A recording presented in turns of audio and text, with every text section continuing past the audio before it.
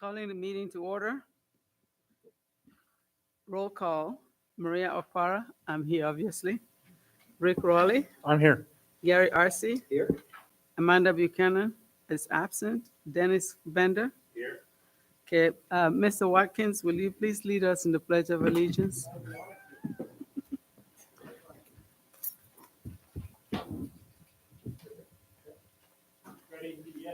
I pledge allegiance to the flag of the United States of America and to the republic for which it stands, one nation, under God, indivisible, with liberty and justice for all. Thank you so much.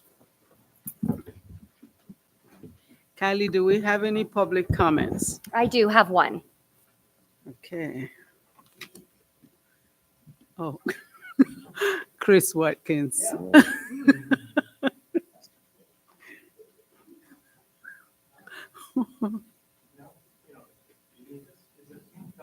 It is. Yes.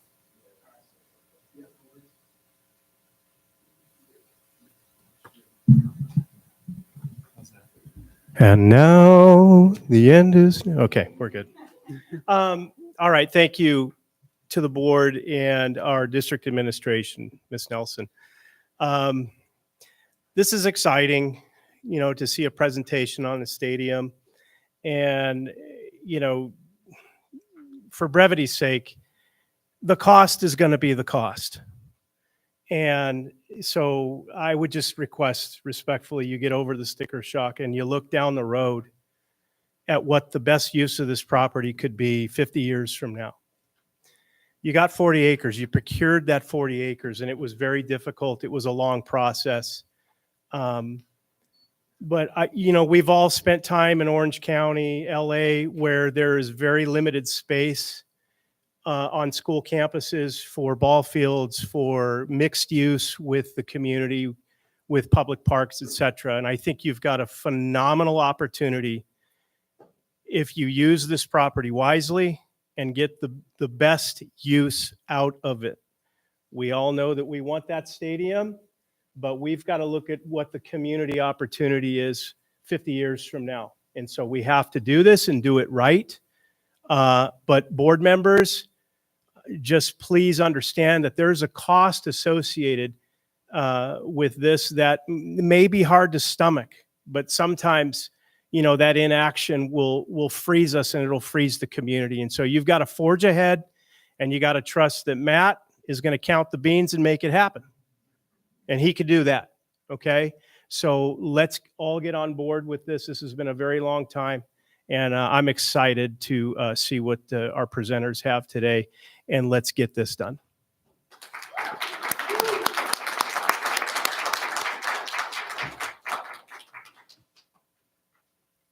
Thank you so much.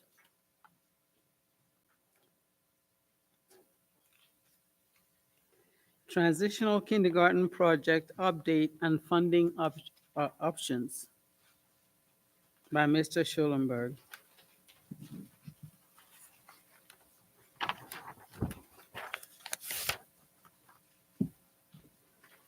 Thank you. I don't know, Chris, you put a little pressure on me. I don't know if I appreciate that today. Sorry to spoil the thunder, but I'm not going to talk about the stadium first. I'm going to talk about transitional kindergarten, a program that the state has mandated that we offer to our 4-year-olds. You have, the board members, you have in front of you a copy of all the slides in this presentation. I apologize for the size of the packet, but I wanted to make sure I printed the full slide so you could read it and take notes if you'd like as we work through this presentation. As you recall, this is a slide, you've seen parts of this slide before. Historically, our TK kindergarten enrollment over the years has been right around 1,000 kids. The past few years, we've seen that decline a little bit. We have a bubble moving through the system that ends kind of about 5th grade right now. 4th, 3rd, 2nd, 1st are a little bit below. And our current kindergarten enrollment as of October 23, and I picked October because that's our CBEDS date. That's when we report our enrollment to the state. Our kindergarten enrollment in October was 877. Now, why I'm pegging that kindergarten enrollment is because the California Department of Education has estimated that about 60% of eligible TK kids will show up to TK. So keep in mind, if that comes true for us in our full implementation year of 25-26, so not this next fall, but the following fall of 25, we could expect somewhere around 500 to 525 transitional kindergarten kids. So that's a number, that's a target. That is a best guess based on some historical data, some assumptions from the California Department of Education. And even in speaking with the demographers, Davis Demographics, a demographer that's working with us on our facility master plan, they're really using that 60% guideline because there is no established trend or no established history of transitional kinder that's reliable at this point in terms of demographics. So just to refresh everybody's memory, we are in design for our TK project at Desert Knolls, Yucca-Loma, and Sandia. Architect and engineering is in process. We have a bid from Silver Creek Modular for our classroom buildings. And we have an anticipated DSA submission date, DSA being the Division of State Architects. They must approve any new construction on any of our campuses. We have an anticipated submission date of May 23rd. And thank you for nodding your head, Mike. I seem to remember I got that right. So that starts the process. DSA looks at those plans. They make comments. Architects makes revisions. We take that project out to bid. We construct. And as you'll see later on, our target occupancy date is the fall of 25 for those TK classrooms. A little bit of context for why we're building the classrooms we are, why we settled on the number of classrooms we settled on at this point. Go back a year. Our 22-23 transitional kindergarten enrollment hovered right around 270 most of the year, a little bit higher, a little bit lower. And those 270 kids in that window, they turned 5 between September 2nd and February 2nd. It was a 6-month enrollment window. So classrooms at 24-2, keep in mind that is 24 kids in a classroom with 2 adults. Certificated teacher, paraeducator, meets that requirement. So that's why it says 24-2, even though that is 1 room, 2 adults. So with 270 kids, you need about 12 rooms. We had 13 TK classrooms that year. Transition to this year, our enrollment's right around 305, been a little higher, been a little lower. That's an 8-month enrollment window now. So it's for the kids that turned 5 between September 2nd and April 2nd. Classrooms at that same ratio, you need 13, we have 15. So we have some open seats in our transitional kindergarten that have not filled this year. Now we look out next year, 24-25. Using kind of our pattern the last year and this year in terms of how many months of the enrollment window have been open, how many kids we've got enrolled in our transitional kindergarten, I'm making a educated projection. This is by no means what we're going to have next year. We really don't know until they show up in terms of the transitional kindergarten crowd.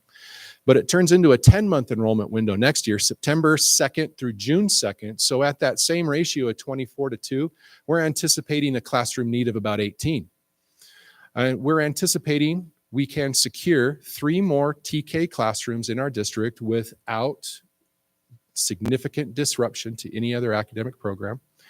So we believe we're going to be on target next year. We're fine. The following year, 25-26, if 60% of that 877 number comes to fruition, we're at 510, maybe it's 515, 520, but I'm going to use that 510. And that now is the full transitional kindergarten implementation. It's for any child that turns 4 by September 1st. So at 20-2, different ratio now. I dug through the California Department of Education FAQs on transitional kindergarten, and the only reference to that 20-1 ratio I could find was for the 25-26 year. For this year, it was if funding was available. Funding wasn't available. For next year, if its funding is available, I'm not anticipating there's going to be any extra money coming from California to fund extra staffing at transitional kindergarten next year. So we're going to assume 20 to 2. Again, that's 20 students and 2 adults in one classroom. So at that number, we're going to need about 26 classrooms. With this project anticipated opening for the fall of 25, we will have 30 designated transitional kindergarten classrooms. So we'll have a little bit of space. That, of course, for 24, 25, 20. So again, project design status, Desert Knolls, Yuckaloma, Sandia. We're also upgrading playgrounds for our kinders on those 3 campuses. We're installing shade over those playground structures. We're installing shade over a portion of the quad at each of these transitional kindergarten areas, because shade has been something that our families and our students have identified as a big need. So as we're in these areas, we're able to do that. 12 total classrooms, 4 at each location, again, online for occupancy in the fall of 2025. So our estimated project budget that has been supplied to me by Mike Woods. Mike has joined us today in the front row. You've seen Mike here before. He's from California Professional Management. He's a principal with CPM, and they're our construction manager on this project. Been working with us through the design, through the engineering. They do constructability reviews, and then when we get to construction, they're the boots on the ground every day, making sure everything is done correctly. But he has, with his team, has put together a potential total budget for this transitional kindergarten project of about $16.5 million. You'll see it breaks down into 10.5 for the modular buildings and the site work. That site work includes not only the installation of those buildings on concrete foundations, there's concrete flat work, there's playgrounds, there's shade, there is ADA, path of travel updates. That's the American with Disabilities Act. Make sure all of our constituents, kids, staff, parents can get to the classrooms. There's some parking lot upgrades we have to do at one of our sites. So there's lots of different things rolled into that 10.5 million. There's general conditions and construction management, about 1.7, and soft cost contingencies and escalation. I'm sure many of you have seen what inflation has done recently, and it's still there. There's still inflation, albeit slowing down, but also we have architect and engineering fees. We have allowances for DSA comments. If we get into DSA approval and they make comments, that costs a little more. Or we get into construction and there are certain conditions in the field which require us to make changes that were unforeseen at the time of design. So we have some, I'm going to say padding. We have some padding built in to ensure that we don't go over 16.5 for this project. In fact, we hope to get a little bit of back, but we have it there as a just in case. So one of the things I want to talk about with this project, there are other ways to secure classrooms in this district besides building classrooms. We have a preschool program, currently uses 7 classrooms in our district. Desert Knolls, Phoenix, Rancho Verde, Sandia, Sitting Bull, and Vanguard. 2 classrooms at Phoenix Academy. That particular program serves 3-year-olds and 4-year-olds, and as TK continues to expand serving our 4-year-olds, state preschool most likely will decline in enrollment. Now I say most likely because there are families that may still opt for a preschool program, which is a half-day program, versus a full-day transitional K program for their 4-year-old. So it's kind of, we don't know what's going to happen over the next few years. However, that does give us the opportunity, if that program declines in enrollment, it gives us the opportunity to capture some of those classrooms back for TK and or other specialized programs in our district. So something to keep in mind.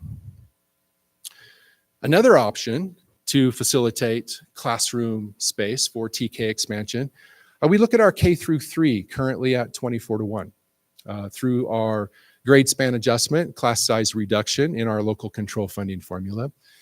There is the ability to refine those class sizes. You know, we have to meet under legislation, under law in the LCFF, it's a 24:1 school site average across those grade levels. A class can be slightly above, a class can be slightly below. You take an enrollment count, you average the classroom, you average all of the classrooms, and it has to be 24. We can make adjustments there. And I just picked 3rd grade as an example. On our most recent enrollment sheet, we have 962 3rd graders throughout our wonderful district in 42 classrooms. So you see 962 divided by 24. If you do the math, it's not 42, but that's how many classrooms we have. That's why the word actuals is there. If you take 962 and divide by 31, just a number I picked does not mean anything. It's a hypothetical. That requires 32 classrooms.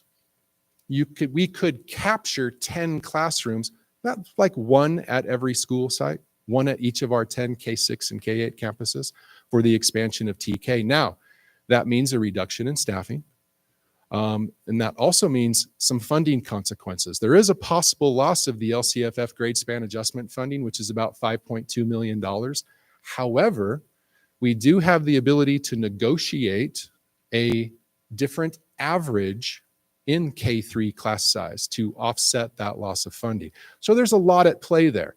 There are some pros and there are some cons, but that is an option moving forward if building classrooms is not an option in the future.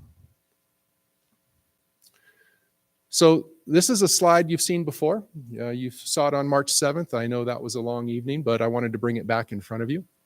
For our funding mechanisms, local districts, not only Apple Valley Unified, but pretty much most districts across the state, they have several options. One of them is a general obligation bond. That is taxpayer approved debt. If you recall, we did Measure S back in 2004. Our taxpayers approved that. We used those bond funds to build Sitting Bull, elementary and middle, and do some modernization throughout our district. Another option is a parcel tax. A parcel tax, again, is also voter approved debt. And there's a difference between the two. A general obligation bond is a supplemental tax levy based on the assessed value of that particular property. A parcel tax is a flat dollar amount on each parcel, whether it has improvements or not. We have certificates of participation. The board is familiar with those. We did issue a COP back in 2020, and we've done COPs in the past to fund smaller projects. And we also have some local funding sources. Fund 40, for instance, is our capital facilities fund. Over the years, we've had our redevelopment agency revenue stream has been deposited into Fund 40. That is a supplemental tax increment in a specified redevelopment area, which we are members of 2. Now, those redevelopment areas were actually suspended by some legislation years ago, but the tax increment funding continues to flow.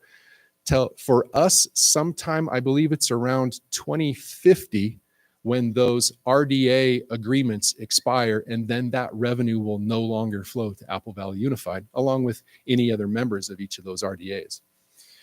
But that is money that is only for facility use, the construction, the modernization, or debt service payments for facility use. For instance, we're currently using that revenue, that RDA revenue, to pay the current debt service on our current COPs. We have Fund 25 developer fees. If you recall, recently you approved increasing our developer fees based on the state allocation board action back in January. They increased the level 1 developer fee, both for residential and commercial properties. Those will go into effect here, I believe, in June. That gets a amount of money per square foot of residential development or commercial development. They are different amounts. But that is it's a fairly significant revenue stream when you look at large, say, commercial facilities. For instance, the Big Lots distribution warehouse that was recently completed up in North Apple Valley, that got us about $600,000 in developers fees. So when you look at maybe a 1 million square foot warehouse, there's potential there for tens, if not hundreds of thousands of dollars in developer fees that can come to Apple Valley Unified when those facilities are built in our district boundaries. And then there's the residential side. The residential side for us over the past few years really hasn't generated a lot with no large tracts or anything like that. It's mostly just the infill development. But the developer fees, their uses are really kind of restricted to new construction, modernization, furnish and equip classrooms. They're really designed to offset the cost of those additional children coming to the district. And we have expanded learning opportunity program funds. This is one of those categorical programs that Governor Newsom started recently, and he's really behind the ELOP program. It's doing great things for our kids. I know we have a lot of staff, teachers, and classified that work in our ELOP program, serving our kindergarten through, or TK through 6th grade students in their after school programs. Lots of great things going on. My daughter, in fact, works in our ELOP program at Sitting Bull and comes home every day with a new story about the fun she's having with the little ones. And I'll just leave it at that. Good and bad days, but she loves it. We have some excess ELOP funds because the governor has dedicated so much, and it took districts like us and like many across the state a while to implement these programs. We have some carryover funds that will expire that it would be appropriate to utilize in our transitional kinder, because those buildings, we can purchase the buildings and then use those buildings in our ELOP program. And there are other things we can do with these ELOP funds as we move forward. Perhaps enhance campuses with some additional outside furniture, outside structures for outside activities, outdoor activities in our after school program. So there's some flexibility there. And of course, there's state facility bond funds. We currently are not in line for any of bond facility funds, bond state funds.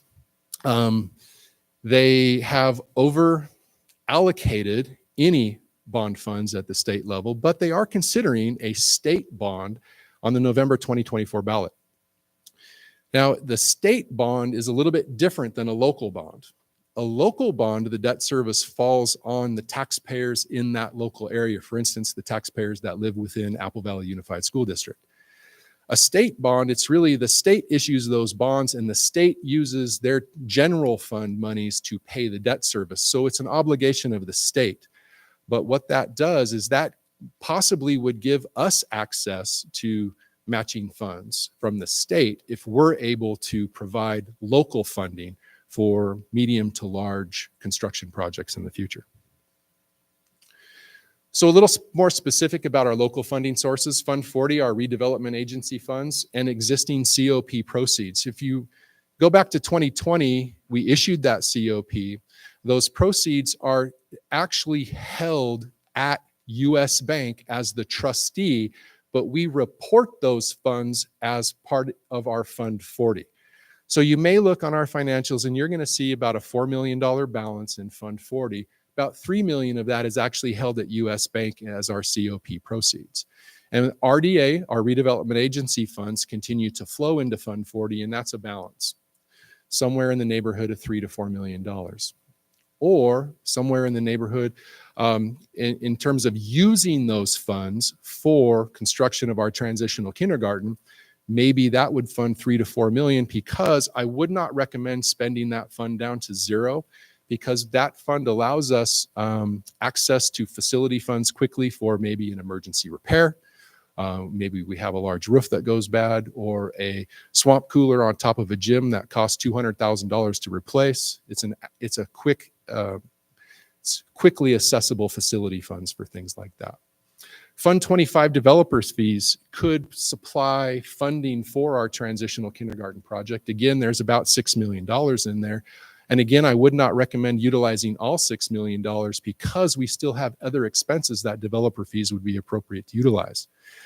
Furnish and equip classrooms. If there's any other classrooms that we need to modernize or convert for special programs based on the students that are coming to our district.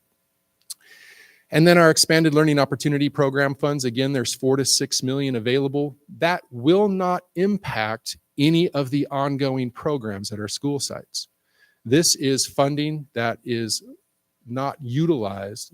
Some of it is set to expire, but our allocation each year more than supports the ELOP program we have in place at our schools. So looking at those three local sources, readily available funds for our TK project could be anywhere between $11 and $16 million. And again, I would not recommend the full 16, because that would spend each of those down to zero. And there are other items that may suffer if we're spending all of those funds. And again, there are some restrictions on the developer fees, and I'm sorry, there are restrictions also on the ELOP program funding. So that was a lot. That's all centered around transitional kindergarten. Before we move on to what the crowd wants to see, does the board have any questions, comments? Yes, Rick. I'm sure it's in here. So the total expenses needed for the TK project is what? We're currently estimating a budget of about $16.5 million for the transitional 16 and a kindergarten. half for the TK project. Yes. And then we have available 11 to 16. Yes, readily available funds. We have Yeah. 11 to 16. And I set that range because 11 is probably a level that I would recommend. It's comfortable. It leaves some money in each one of those accounts for other types of projects, emergency repairs that may pop up. It's about 5 million then, basically, if we go with the 11. Okay. Yeah, about 5 million maybe that we might need to find another source. Okay, great. That was my question. Thanks. Okay, Obviously, you know I'm going to ask a question, right? certainly. My question has to do with, you currently say you have 15 to 18 classrooms right now, right? We currently have 15 transitional kindergarten classrooms this year, yes. Classrooms. And so when 25 comes along, which is required Mhm. that we provide those, we will be needing about 30 classrooms if we continue in the trend that we're going. Is that what Yeah. you're saying? Yes, Ms. Opara, thank you. Based on our best estimate, based on last year and this year's transitional kindergarten enrollment relative to our kindergarten enrollment, and utilizing the CDE guideline of about 60%, I'm estimating, and this is me, this is my math sitting at my desk with a little scratch pad. I'm estimating we'll have somewhere in the neighborhood of 500 to 525 TK kids show up in the fall of 25. And if they do, at that 20-to-1 classroom ratio, we'll need about 26 classrooms. With the completion of this particular project, we'll have 30 classrooms available for our TK kids throughout our district. Now, we are required to offer transitional kindergarten to anybody that wants to, that's eligible to enroll. It is not compulsory. Our families are not required to attend transitional kindergarten. We're required to offer. We're not required to offer it at their home school. And we're not able to expand every campus at once. Hence, we chose Desert Knolls, had some area immediately adjacent to its existing kindergarten area. And that's on the west side of town. We chose Sandia because their kindergarten area is adjacent to the vacant lot on the east side of campus that we own. And it's easy for us to expand into that lot and expand the kindergarten TK area. And then we chose Sandia on the south end of town. And we chose Yuckaloma, kind of central, east, depending, but Yuckaloma for us historically has been a great source to cover our overflow. And we do have some space at Yuckaloma. Adjacent to their kindergarten classrooms is the Yuckaloma Park. And we have been in communication with the town, and we have informed them that it is our intent to take back that park that we own, that they've utilized on a facilities use agreement for many, many years. But we do need that space to expand our kindergarten area to provide for our kinders and our TKs. So we'll have those 3 sites that technically will have extra capacity to take overflow from our other TK6 and TK8 sites. That's the plan. Our plan, yes, is to take the whole park because the kindergarten area is currently right along Yuckaloma Road. So we're going to be expanding our kinder and TK area into where the play equipment currently is.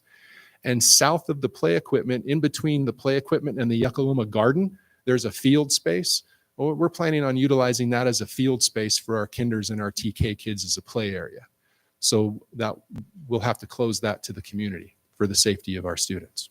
So my next question has to do with the bond measure. Yes.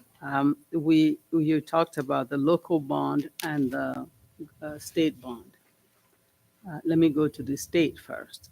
If the state bond passes, do we have to apply to have access to the funding, or do they have a formula that they will use to be able to allocate us whatever it is? And if that's the case, I'm beginning to think that there's a good chance that we won't get everything that we think we need out of the state bond. Am I correct? Well, I'll try and answer all those questions. It's yes and maybe, and Could be. you're probably right. yes, we do have to apply for state bond funds. And they have attempted to overhaul the state facility program the last few years. And I will be very honest, I am not an expert in the state facility program. I would have to bring an expert on board to advise Apple Valley in order to best navigate the process to ensure that we are applying for every cent we would qualify for from the state bond. Yes, they have a formula. I don't know how that formula works.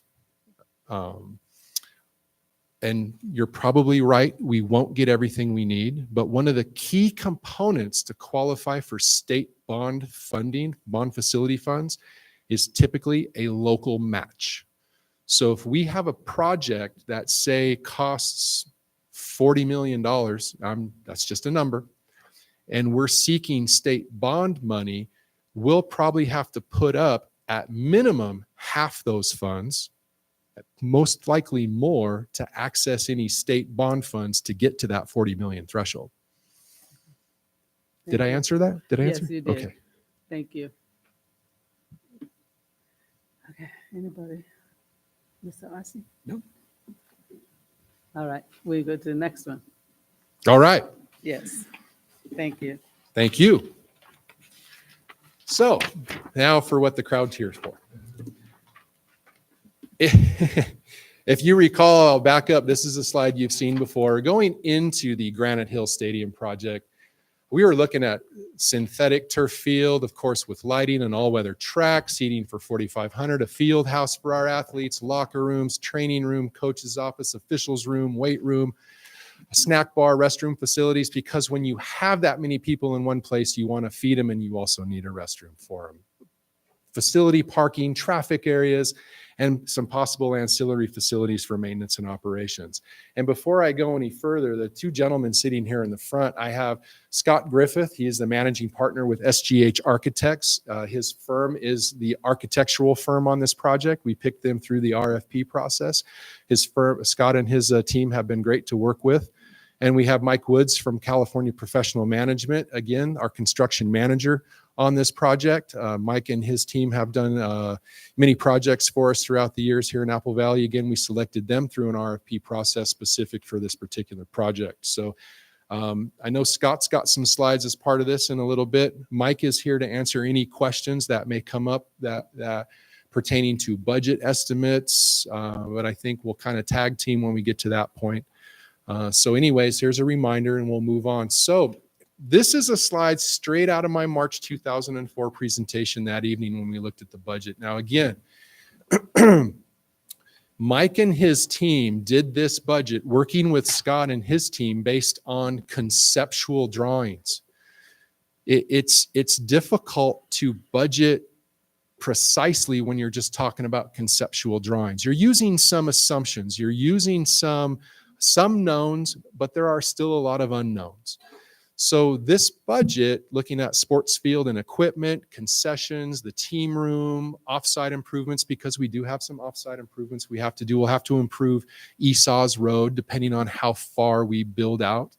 But just a side note, not on the slide, I have been approached by Rich Berger. He's in the engineering staff at the town of Apple Valley, and he has expressed interest in partnering with us and possibly seeking some grant funds to assist us with the off-site improvements. His goal, whether we can achieve that working as a team with the town or not, is to improve Esau's from the current edge of the Granite Hills campus all the way out to Central, and then Central Avenue north along our property line to improve that intersection and traffic flow immediately adjacent to Granite Hills High School and the future athletic complex. So again, that's an aside, not in the slide. And that's just, we've had a conversation and I will be absolutely pursuing that with Rich over at the town of Apple Valley to see how we might be able to move forward. So that would be offsite improvements. General conditions and construction management, and again, soft cost contingencies and escalation. And that's where we're dealing with, you'll see that's $14.7 million. And that's a big chunk of money, because there's a lot of unknowns between now and when we actually may be in construction on this project. There's inflation, there's construction costs, and Scott made a comment to me when we were meeting. He made a comment, if the state passes a facilities bond, there are a lot of school districts that are already in line with what's called a shovel-ready project. They're DSA approved. The plans are all ready. They're sitting on the shelf ready to pull off and go when the money's there. What does that mean? Construction trades are busy. Construction supplies are hard to come by because there's a lot of construction. What can that do to our costs? Bump them up.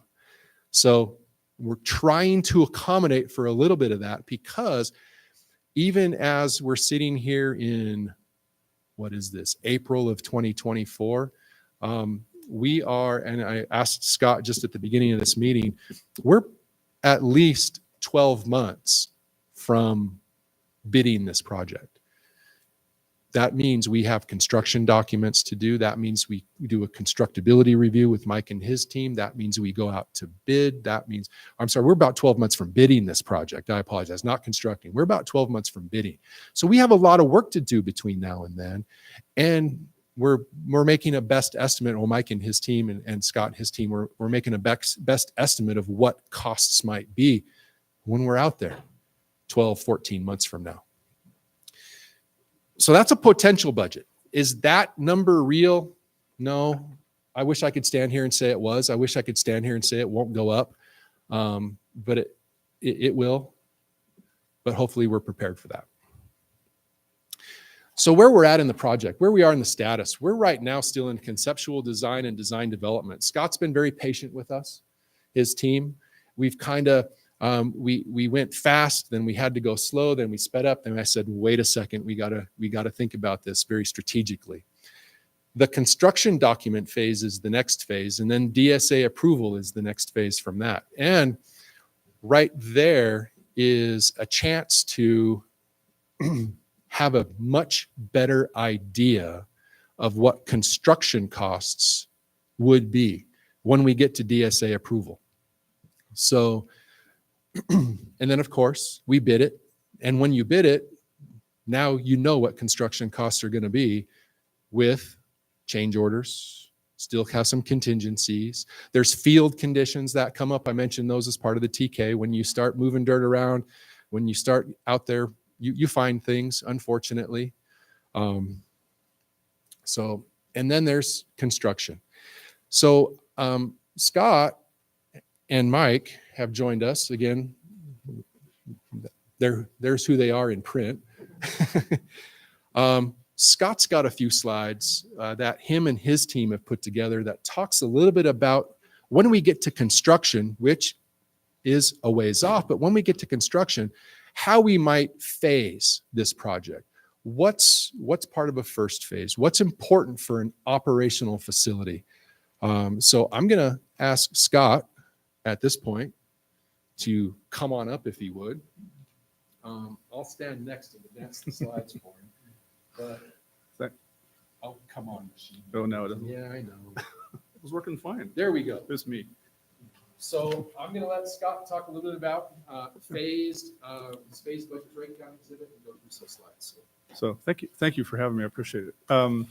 So this slide here obviously is the proposed facility at full build out, which is what you've all seen. If we build this entire stadium as designed, this will be the final result. This one here. So what? It's being finicky. So what Matt tasked Mike and I to do was to put together, if we were to build a minimal amount of a functioning stadium, what would that look like? And how do we, because not every part of that stadium would need to be actually built in the initial phase. And it's all obviously budget driven, right? It wouldn't need to be built in the initial phase to at least have a stadium where the students could play. You could have some spectator seating. Obviously, toilets and concession and things like that are important. Parking, we could look at, maybe phasing in additional parking as it grows.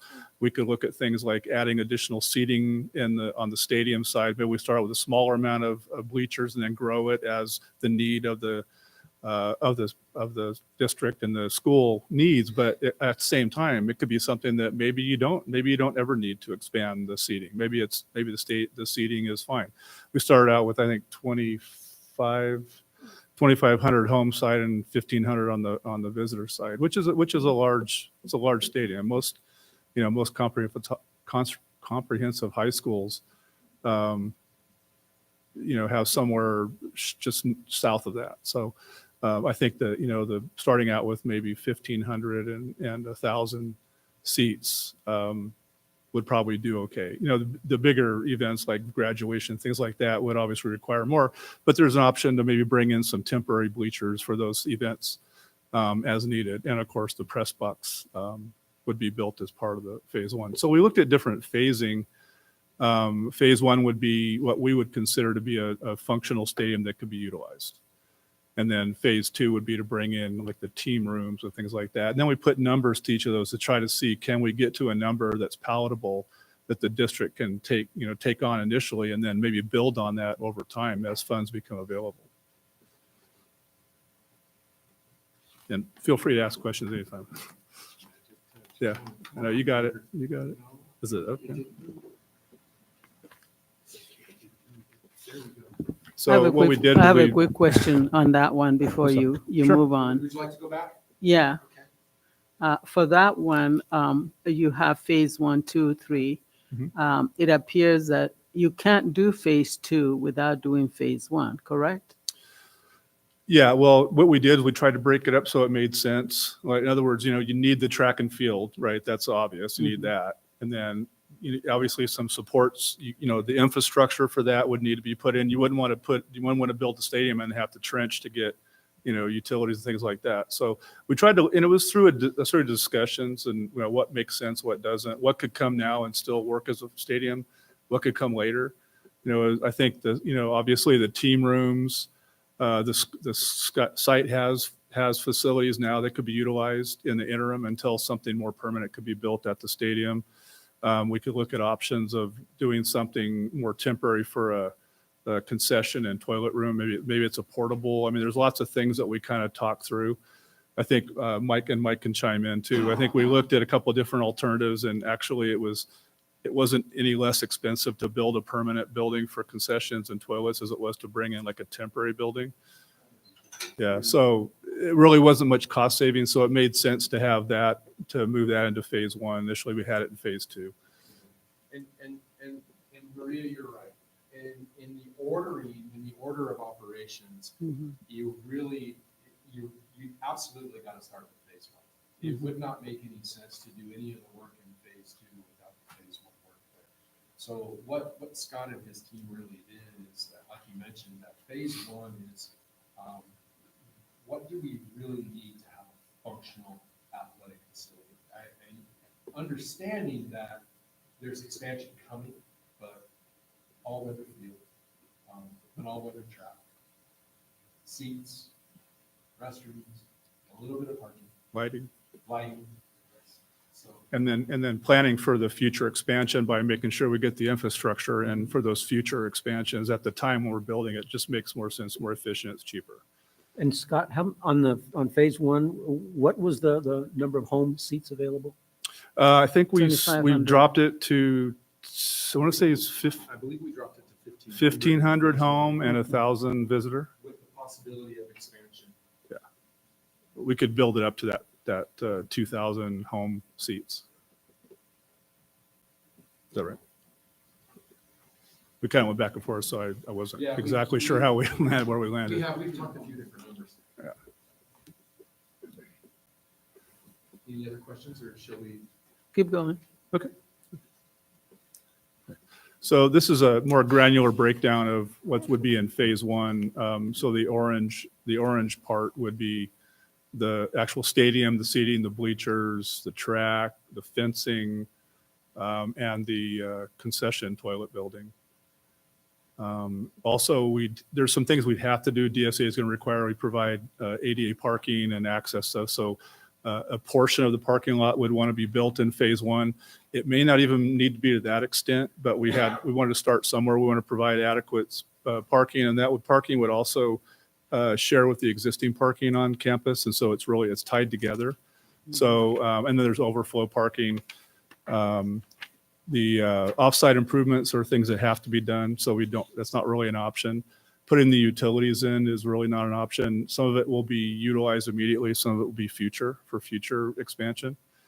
And then the new concession and toilet building. So that gets us to basically a direct construction cost of $26 million. With a total project, which includes all those other costs that Matt had mentioned, project costs of $34 million in phase one. So that would get you a functioning stadium that kids could play on, and soccer, football games, other events, graduation. Any questions specific to this slide? I would also like to point out as part of the orange, that pathway leading Oh, to yes. the existing campus.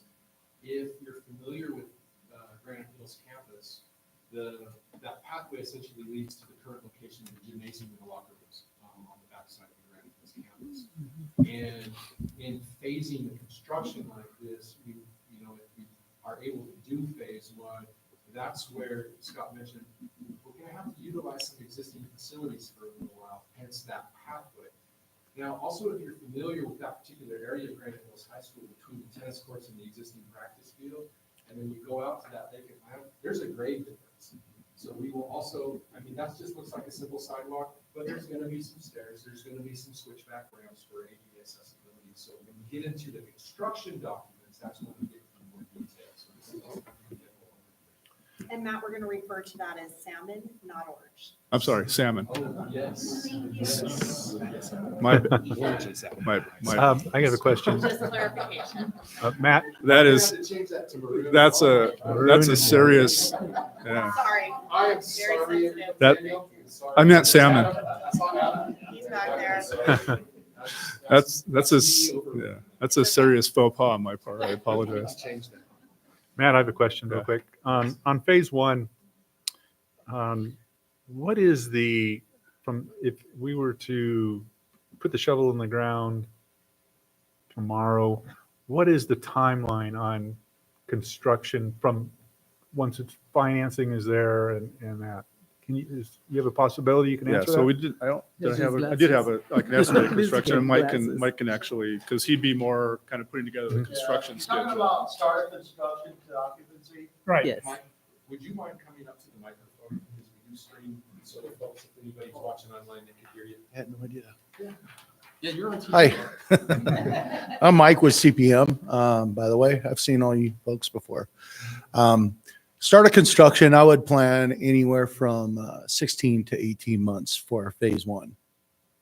So if we started summer of 25 or the fall of 25, we would hope, I don't want to promise it, that you could utilize your facility in 26. Okay. Fall of 26. That answers it. Football season, right? Football season Well, 26. okay. Appreciate it. Thank you. So what year in school is the class of 27? Class of 27. Class of 27. Freshman right now? Yeah. That would be the current freshman using in their senior year. That kind of puts it in context.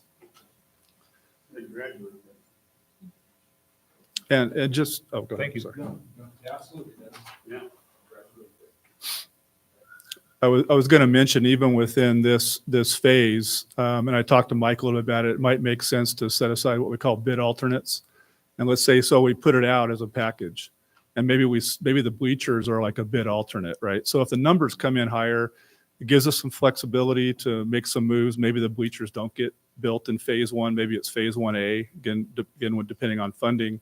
But it'll just give some more flexibility. So at least you don't have to, shelve the whole project. At least you can build a good chunk of the project and then add on later on. So there's some flexibility even within the phases that we've listed. If that makes sense. Any other questions? Next slide. Yeah. Oh, that one On did. the computer, but not on the screen. It does this There. to me most every time. There you go. So phase two would, and we looked at like 3 phases, 3 and 4 phases, doing 3A, trying to break it down. But as we got through, it didn't really make sense. So phase 2, we're anticipating or proposing that the team locker room, weight room, coaches' offices would be built in phase 2, along with some additional support space around it. Might be warm up, shot put, things like that that could be built adjacent to it. And so that, and it's isolated at one end of the stadium, so that could all, make sense to have that all kind of done at the same time. If that makes sense. And we're looking at about $4.5 million construction and about $6 million total project cost for phase 2.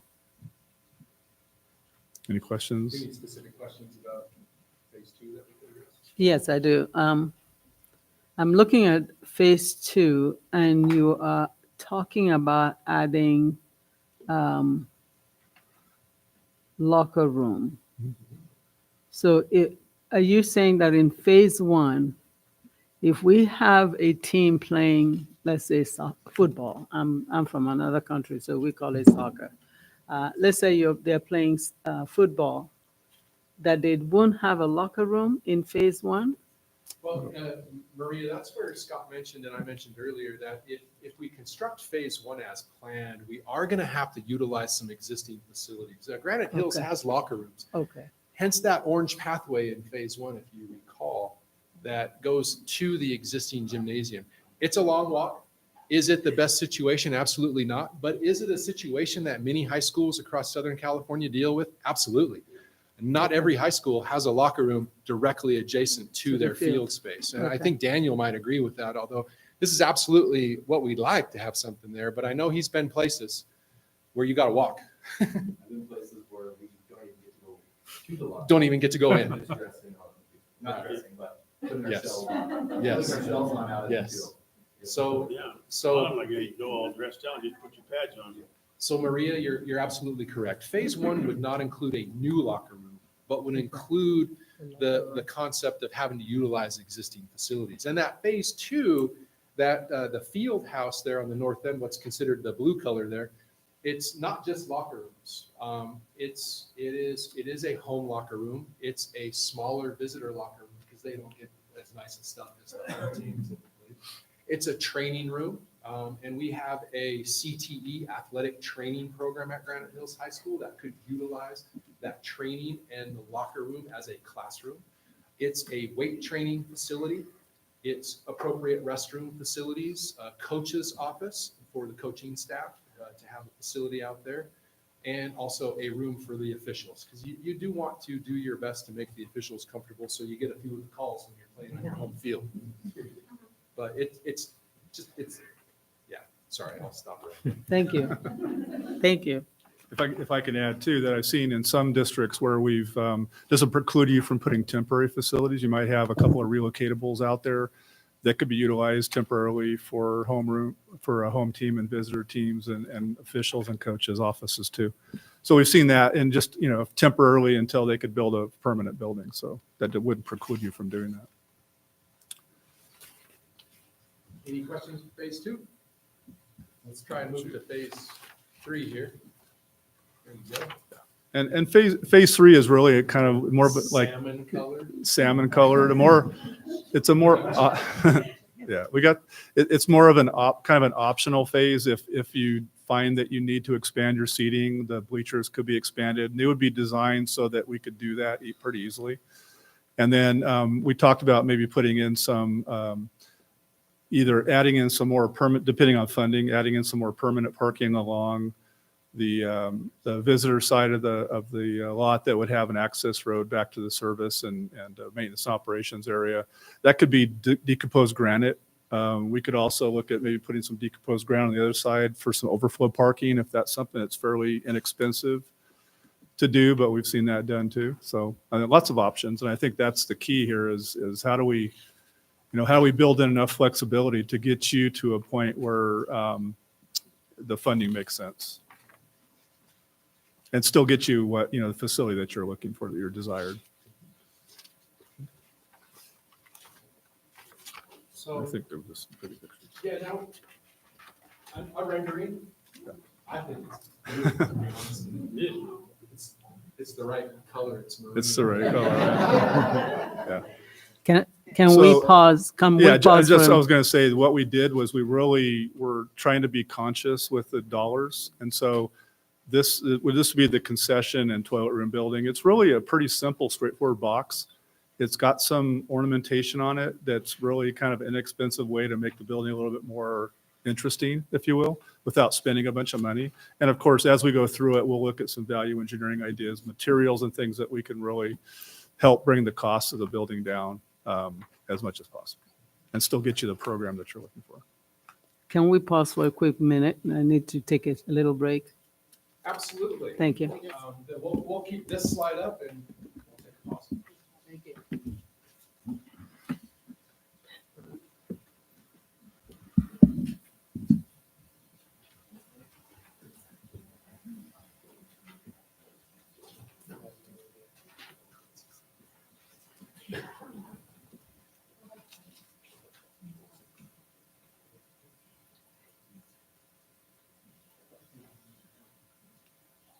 Anyway, when we play it Rim of the World.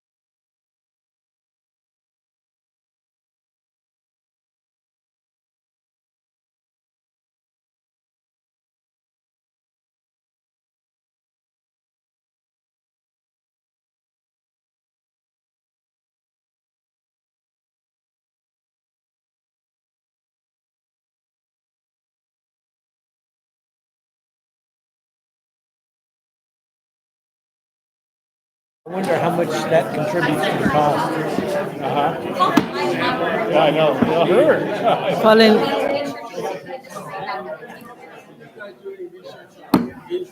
Calling the meeting back to order. Calling the meeting back to order.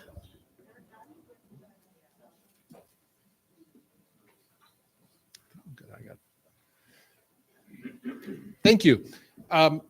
Any questions specific to any information Scott and I shared regarding the different phases? Gary did have one question. He asked about the parking area in the lower left that really kind of is not included in any of the phases, and he's correct. It's not included in any of these phases at this point.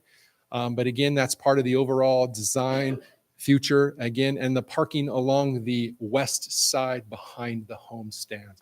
But again, there's still potential. There's potential for a lot of things between the stadium and Central in future design and development. But we're trying to minimize costs and utilize existing parking. If you look in the lower right-hand corner of this particular image, that's the parking lot with all the solar arrays in it. So kind of flows from the campus. Are we going to have enough parking for the visitor side? You know, maybe in the desert. Welcome. You know, Ms. Okpara, that's hard to say. You know, with 1,000 seats on the visitor side, if 2 people come in a car, no, we won't have enough parking for 500 cars just on the visitor side. That's why Scott talked about the possibility of doing some DG in that area between the stadium and the tennis courts, possibly some DG on the home side. It isn't asphalt, but it provides a hard, smooth surface for individuals to park. And again, it's difficult to design a facility like this for the once a year event like graduation. Even Apple Valley High School, Newton T. Bass does not have ample parking for graduation. You see people parking across the street all the way into the B lot. So it's difficult to design for an event, or you want to design more for the more consistent. But you're right, parking will be a challenge. I would say the one positive thing is you have 40 acres for parking. Yes. And a mule. Yes, since Scott wasn't at the mic, he said the one thing, no, that's okay. The one great thing we do have is we have 40 acres. We have 40 acres there. So we have the ability for a lot of flexibility. And again, that's some DG, grading out the desert, overflow parking. So there is possibilities in the future. But that does come at as an expense, but something to think about. Okay, I'm going to go ahead and click. If the screen will catch up with me. There we go. All right. So more to, again, the funding opportunities. Again, I repeated this slide just to remind everybody that, you know, GO bond, parcel tax, COP, local funding, state facility bond funds, those are really what we have the opportunity to access. And I repeated this slide. These are our local funds that we have in hand, where I talked about that range, possibly using somewhere between 11 and 16. Again, I would not recommend using all 16 million of these funds because we have some other things that pop up that we might need to use those funds on. But I want to caveat that with a stadium funding opportunities are a little more limited. Developers' fees are for the impact of the students that come with residential and commercial construction. Now, in our field house, if we're able to designate a portion of that as a classroom, perhaps we can use some developer fees to support the costs of a portion of that building. It's a classroom. We're expanding. If they renew the CTE facility grant fund at the state level, we may be able to access some of those funds for our CTE athletic training program. And I also know Mr. Rincon has spoke of, and I'm going to put you on the spot, but I won't make you get to the mic. Daniel wants a Jumbotron. And I think that would be phenomenal. You get a Jumbotron scoreboard and a CTE computer graphics class to run the video, the graphics, the replays, and you access some of that facility, the CTE facility grant money to fund portion of that. And I know Daniel's out researching grants and things that might be able to fund some of that. So there's a lot of pieces at play in this and a lot of parts of the puzzle that we're hoping to bring together. But when we really look at local funding sources that we could easily say, hey, we can use this on the stadium, we're really limited to what we have in Fund 40, our RDA revenue or our COP proceeds from our 2020 COP. So TK has a little more flexibility in using the funds we have on hand versus the stadium. So one option, and we've discussed this previously, is a new COP. That, of course, is non-voter approved debt. It's issued at the direction of the local school board. Now, there's a process we have to go through to issue a COP. And the timing of COPs is essential in this. So I'm going to pause here and talk a little bit about the timing. The majority of the cost of this project is construction. And you heard Mike say construction is 15 to 18 months out. So borrowing that sizable amount of money isn't necessary at this time. That comes when construction comes. Do we need some funds to complete design? Do we need some funds to get DSA approval, do a CEQA environmental review of the property, soils testing? Yes. But the big chunk of money comes when you put the shovel in the ground, so to say, Rick. It comes at construction. That's when the majority of the funding is going to be needed. So back to this, again, a COP is non-voter approved debt. You borrow against a known revenue stream, and that's what we do. We're borrowing against that RDA money. And I said earlier that RDA money is going to continue to flow to us and for about another 28 years until 20, am I doing the math right? 26 years? Let me get my fingers out and count. So we've got some years left of that RDA revenue stream. And as at the direction of the board about almost 2 years ago, we facilitated the assistance of a consultant who analyzes RDA for school districts. That's what they do. Public Economics Incorporated. And they analyzed our RDA revenue stream back in 2020 for that COP and again in 2023. And the RDA revenues have been coming in above projections, which is good news for us. That gives us a little more cushion in that RDA revenue stream. Matt, I got a question on the COPs real quick. Yeah. So you mentioned that the money shouldn't be needed until we break ground. Yes. But how long, first off, how long does it take to get the COP certificates? And then once, wouldn't the contractor or the construction company want the money in the bank before we break ground and make sure that we can pay as the project moves forward? I mean, that's... Rick, I'm going to take the first one, and Mike may talk about what the contractors expect. Is that what you're going to talk about, Mike? Oh. DSA. Okay. Thank you. I'll mention. I'll speak that into the mic. So, Rick, to get a COP, talking with Mr. Kim, our financial advisor from Piper Sandler, he was Tim Carty's partner over the years, and Tim has since retired. Jen talks about the process typically taking 3 to 4 months. So it's a fairly short process, but there are some steps you have to go through. We have to inform the county superintendent of schools office that we're issuing non-voter approved debt, and they can issue an opinion. They can't necessarily stop us from doing it. But what Mike said to your second question, if we're going to go out to, say that again, Mike, so I get it right. Okay, if we're going to execute contracts, so at the end of the bidding process, when we execute contracts, the contractor, the state, the responsible parties, the people that oversee us are going to expect that we have the money in the bank. So probably 4 to 5 months prior to anticipating the opening of the bids, we would want to start that COP process. So that's probably, I'd say, 12 months out. And is there a limit on the amount that can be borrowed on the non-voter approved debt?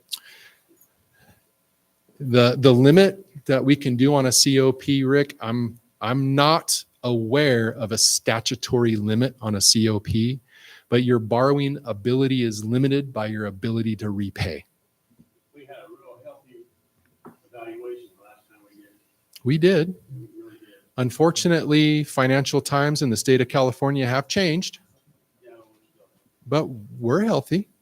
But we still need to pay very close attention to our operating budget. Well, I guess my Moving question forward. is, on the COP for phase one, can we borrow that amount to begin phase one, which was 34 Million. million? Because we're only at, Well, let me, if I look at this, we're Yeah. only at 3 or 4 million Right. ready right now. right. Let me, there's a Are you couple gonna more get to that slides. eventually? Maybe I jumped ahead. You know, you kind of, sort of, I'll get there, Rick, Okay. but if I don't answer that question specifically, remind me. But I do have some information in the following slides where I think we'll talk about that concept. Okay, great. My question is, if you, let's say you went out and borrowed the maximum you could possibly borrow, is it going to impact our general funds? Give me a couple more slides, Ms. Okpara, and I will absolutely address that. All right. We're just a step ahead of you, Matt. That's We okay. just- You're we you're just- you're thinking This is of the great first I've seen questions. this paper, so I appreciate the questions. So, a quick review. We do have a 2020 COP. Our debt service, of course, is supported. I've mentioned that.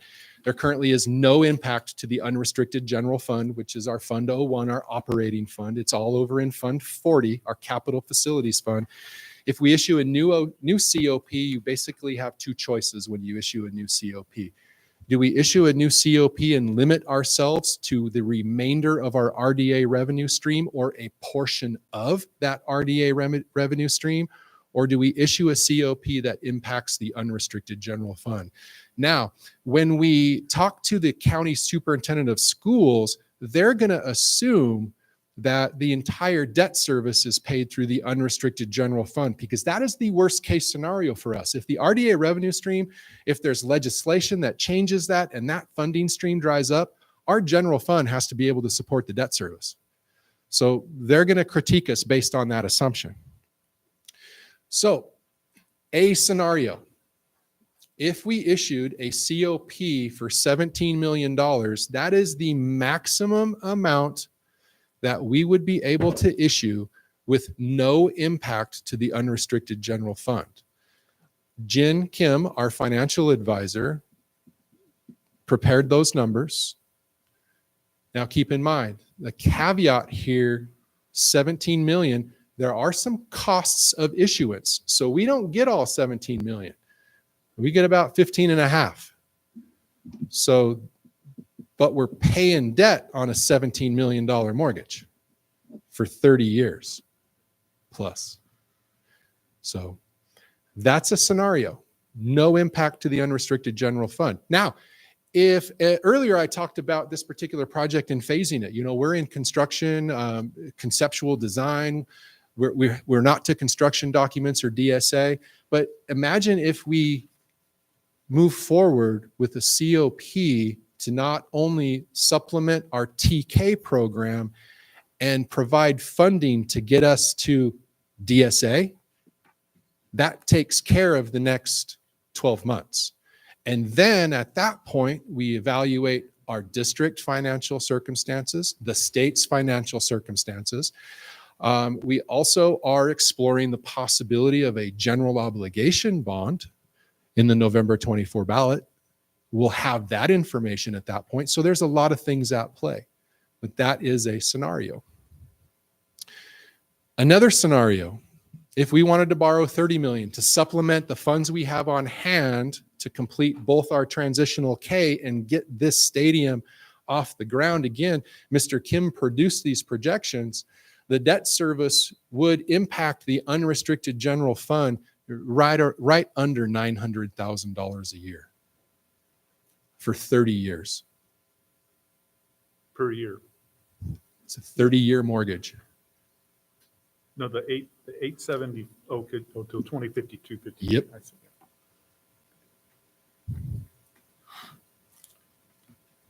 Another scenario, borrow 40 million. Number gets much bigger on the annual debt service because when you get into those borrowing amounts, you're going to pay higher interest rates. So you pay quite a bit more interest when you cross that $39 million threshold. Again, these numbers were prepared by our financial advisor. These are numbers that I shared back in March. I wanted to bring those back. Borrowing money is expensive. Interest rates are high right now.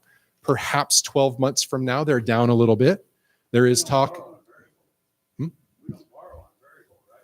No, these would be certificates of participation, and they're essentially bonds. Some of them are they're issued at different interest rates, depending on the market.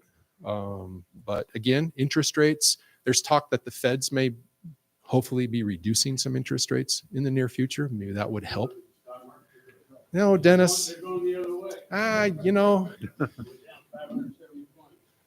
Ouch. So glad to see you. So, for discussion, we have some discussions, questions. We have an option to issue a COP to keep this project going, to get it into design, to get it into construction documents, to get it to DSA for approval. We are going to need a little funding. A few slides ago, I mentioned that 17 million as kind of a cap. We won't need that much. We have some funds on hand for TK. We have some funds on hand to do TK in the stadium. Say maybe a COP in the neighborhood anywhere from 5 to 9 million, enhanced by the funds we have on hand.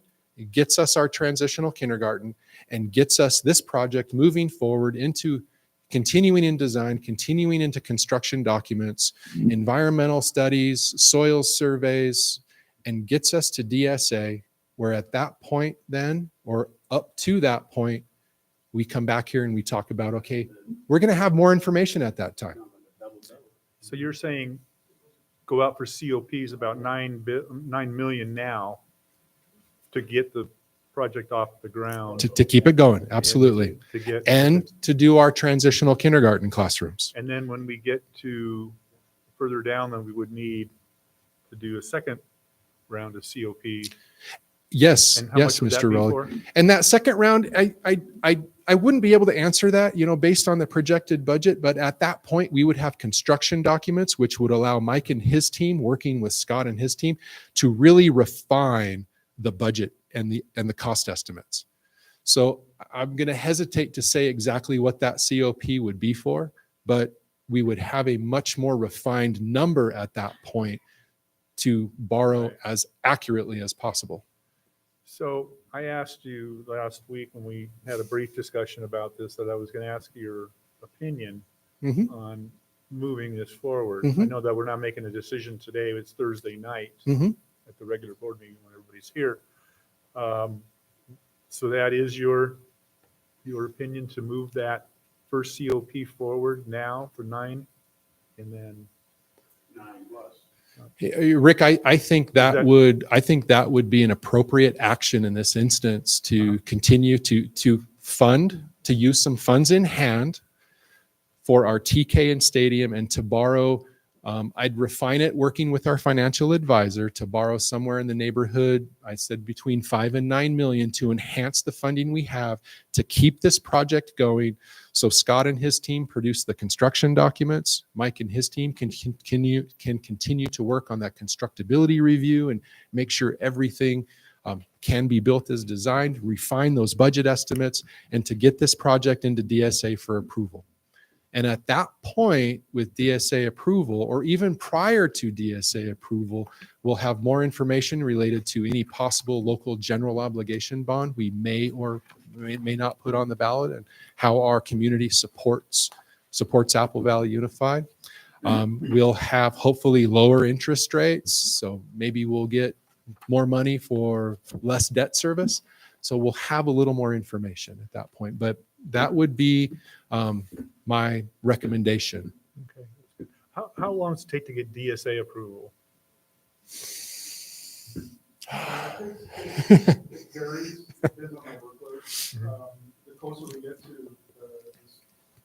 No, that's okay. No, you're perfect. You're good there. It's looking more and more right now. From what I hear, it seems like everybody's pretty positive about it. Districts are going to start ramping up, getting their plans in the DSA, so their workload may Yeah. increase substantially. It's a little bit longer, but I would say on the safe side, about 6 months. Okay. From the time we submit till the time we. I mean, you're trying to deal with the state. I mean, I didn't want it, hopefully the answer wasn't going to be, it could hold the thing up for a year or two because they can't get it. No. And I'll speak that into the microphone, Scott. Thank you. With DSA, their workload does depend, and it can be, I think Scott said, he would anticipate probably 6 months. But in that DSA approval process, Rick, there is, when Scott and his team would initially submit the plans, and we have a couple things to think about at that point. Are we submitting the whole thing and getting the whole thing DSA approved and then phasing the construction? Because once you have the DSA approval, how many years you have 4 years to construct. So if we have the whole thing approved and we phase construction, we have to pay attention to that 4-year deadline. However, we also have the opportunity, if we don't make that 4-year deadline, to get through all the phases of construction. We do have the opportunity to resubmit. There might be building code changes. There might be ADA access, path of travel adjustments that we'd have to bring everything up. But there is a way to do that. That answer your question, Rick? Yes, it does. Thank you. So I the think question, the most important thing, we got to remember that we're not a bank. We're a school district. Yes. Our job is to service the kids. And you can save money all you want, but we've got to take care of them. Look at all the kids that didn't graduate at Granite, didn't have a stadium. It's just time to do it. Yeah.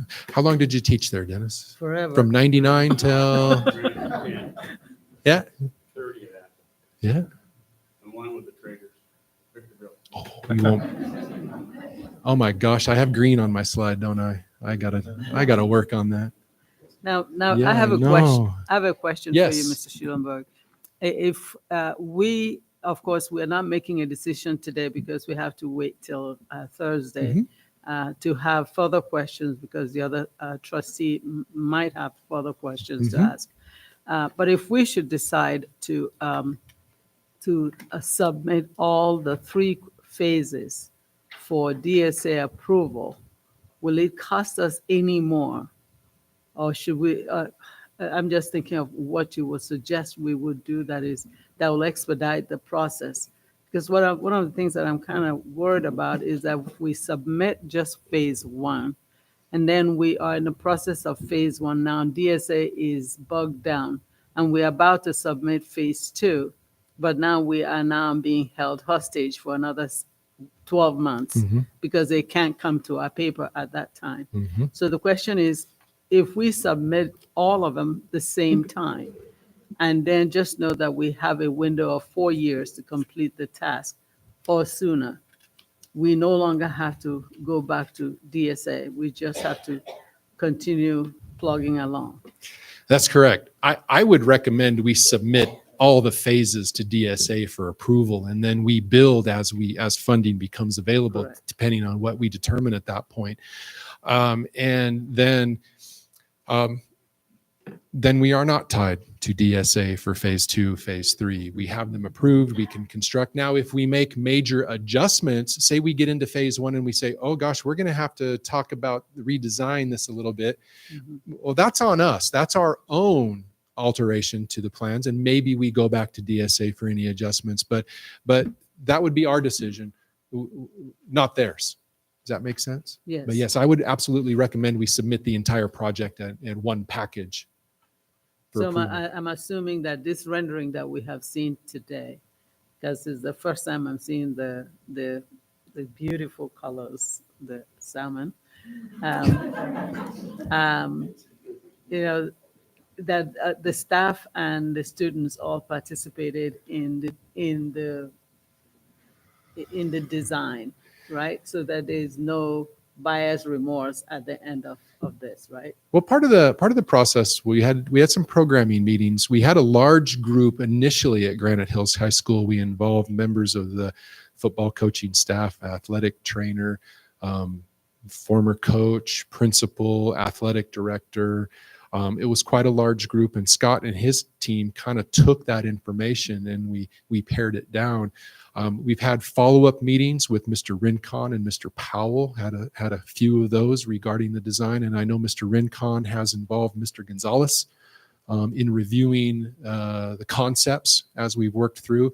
The one aspect, Ms. Opar, that we haven't had, we did not have any students, but we certainly can at any point, Adam and Daniel, we could share with maybe the advisory group, superintendent's advisory over at Granite.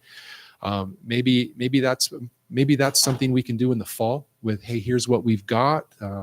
So I'd have to talk with Scott about timing in terms of construction documents, but the staff is particularly the football coaching staff, soccer, and Mr. Gonzalez is also the track and field coach. So he's kind of football and track, and a retired track coach. Mr. Sluter was there to give his input. So we have had input from the folks that will be the primary users of this facility. All right, I do hear you saying is going to take for the class of 2027. If everything falls in place, is it possible to have it before the class of 2027? Unfortunately, I look at Mike and Mike and Scott are the experts in construction, design, construction of these facilities. It's not me. I don't do this for a living. Mike does. And delivering this project for the fall of 2026 is if everything goes to plan. So that would be seniors in the fall of 26. They graduate in 27. That's if everything goes to plan. In my experience with construction, you always have little hiccups, little speed bumps. But I think Mike in his schedule and Scott in his schedule have built some time in there for some of those minor speed bumps. So I would hope that we have some of those. We'd still be able to meet that timeline. But any sooner than that, I wouldn't be able to say that we'd be able to complete it sooner. Okay, thank you.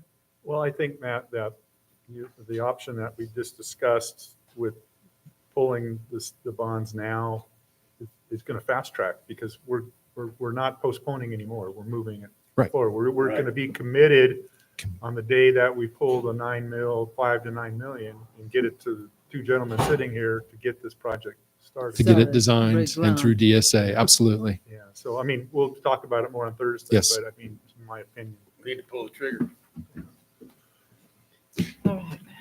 Any other questions, Mike, Scott? Yes. The 9 million, that, as you're talking about using local funds, that leaves sufficient funds in Fund 40 and Fund 25 and so on? It would leave some funds in those accounts, yes, to deal with small emergency projects that may pop up, an expensive leaky roof, an expensive HVAC unit, something that our routine restricted maintenance budget might not cover. But again, before we take action on any borrowing, again, that 5 to 9 million is a range. I would work very closely with our financial advisor to establish an appropriate level of funding. I would talk with Scott and Mike to see how much funding we would need to ensure that we get through construction document design and DSA approval to support their teams in their work. And of course, before we pull that trigger, I would come back to the board and let us all know what exactly the plan is. And then of course, the board would have to take formal action on any COP. So you would have all the information. And again, I could bring the updated balances or the conceptuals about what we'll have in Fund 40, what we'll have in developers fees, what we'll have in ELOP moving forward, utilizing some of those funds. I can package that all together prior to the board taking action. Thank you. Any other question? Any other questions for Mike or Scott, myself? Thanks for coming. Thank you so much. Thank you very much. Thank you. Okay, we go on to board comments.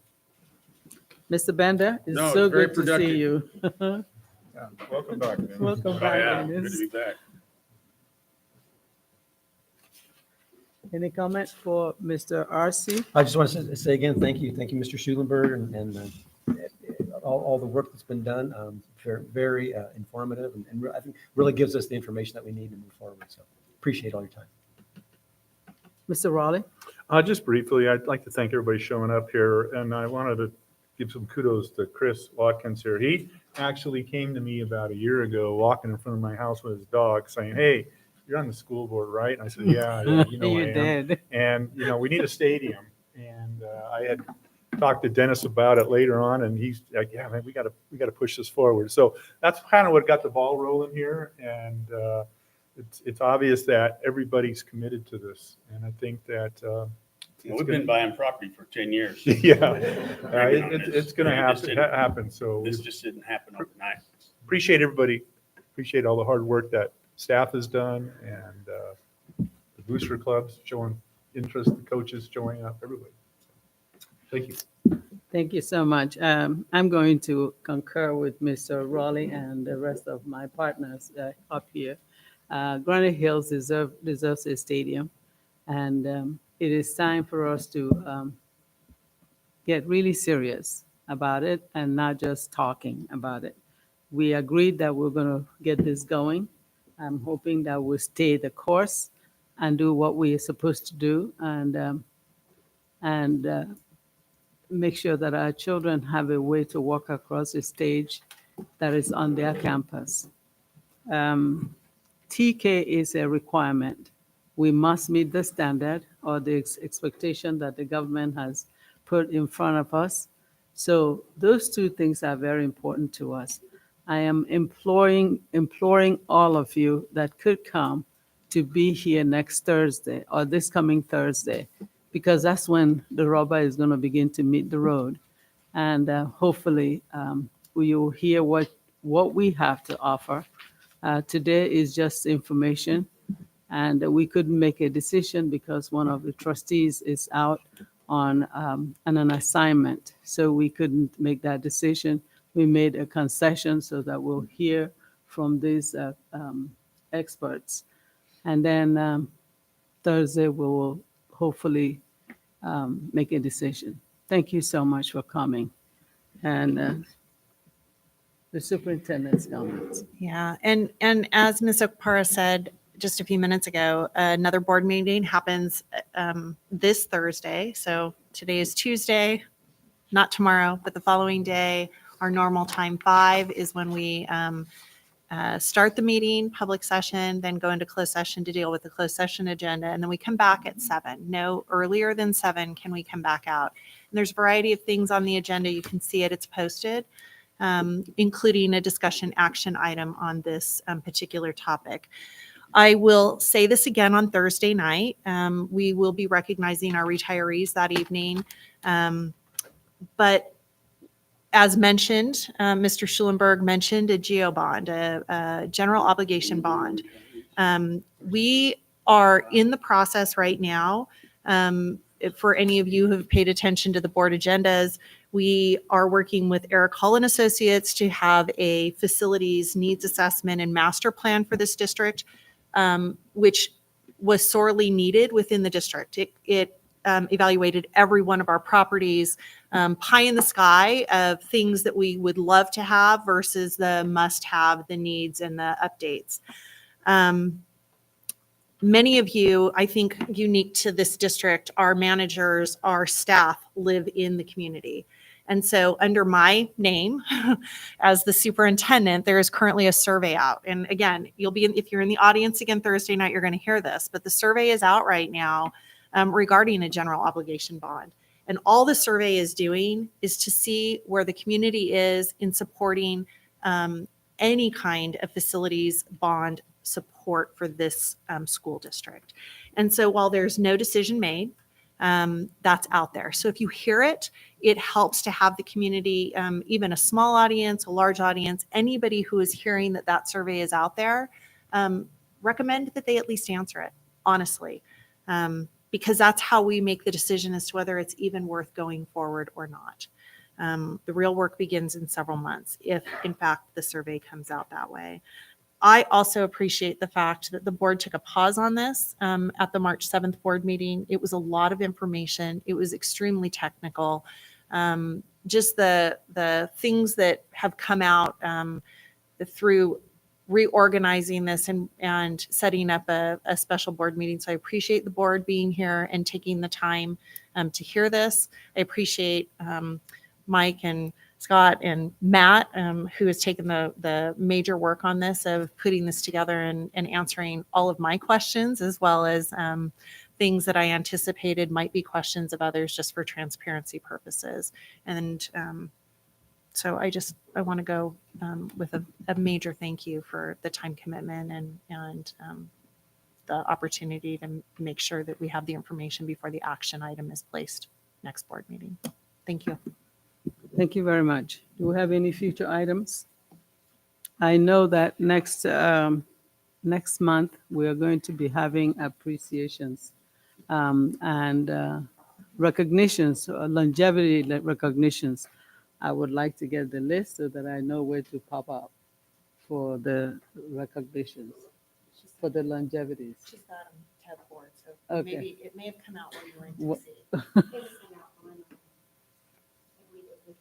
You have the names of the people? The people, I don't have their Yeah, names, that's what I'm looking for. but I have School the sites. schedule. I know the school sites. We don't have the list Okay. until we get there. I'll be at the school sites. I plan to be in some of the school sites. There being no further business to come before the Board of Trustees, it is recommended that the meeting be adjourned. I need a motion. So moved. All in favor? Aye. Meeting is adjourned.